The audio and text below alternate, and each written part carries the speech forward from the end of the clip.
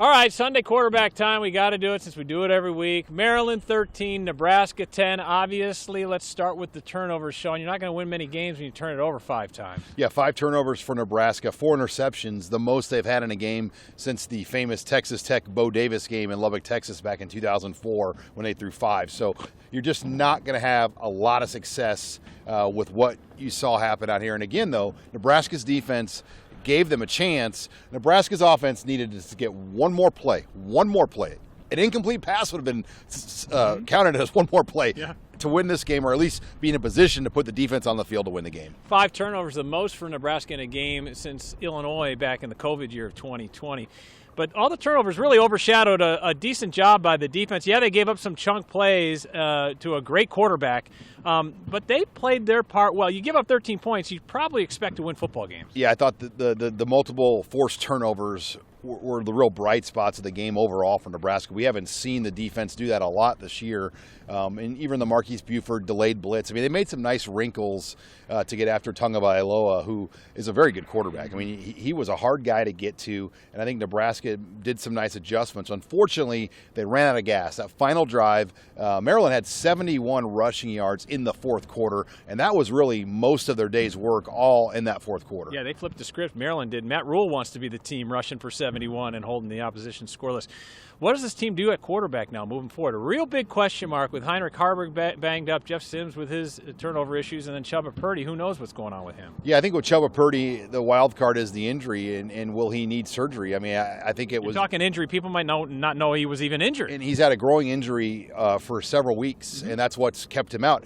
Chubba Purdy probably would have started the Louisiana Tech game if he was healthy. He would have gone in the Colorado game if he was healthy. That's why Heinrich Haarberg got his opportunity. Today he got himself up to speed, but I still believe he might need surgery. And, you know, could he play through this? Like, that's the question. Or was this it? Was it kind of a one-inning relief appearance and that was it? Or, you know, I think if that's the case, Sims probably will be the guy. But Matt Rule said they have to get this quarterback decision probably ironed out by Tuesday. They can't, quote, waffle back and forth on what they want to do. Emmett Johnson had a nice day, overshadowed by the turnovers. He's turning it into a nice runner. Yeah, he's really coming on. Every carry he gets stronger. He holds on to the football. You know, I thought the one in the fourth quarter, I mean, that was a game-winning type play that he made there. And it's just unfortunate they could not finish it off. You would have loved to see Johnson just get it at the end to score that touchdown, because he was so big in getting him down the field there with a couple of those runs he had previously.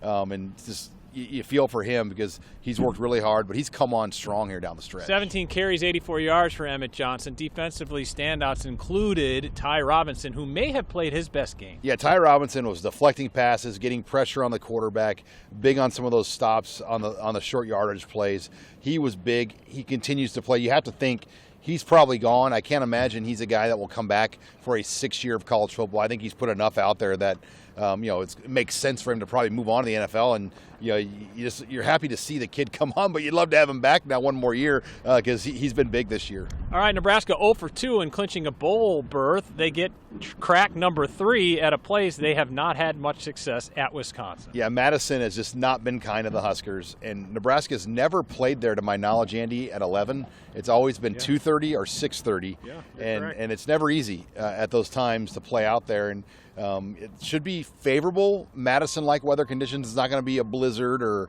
a Melvin Gordon snow globe game again, but it's just not been a great place for Nebraska. Mordecai back today for the Badgers as well as Braylon Allen, so they're getting closer to what their full team is.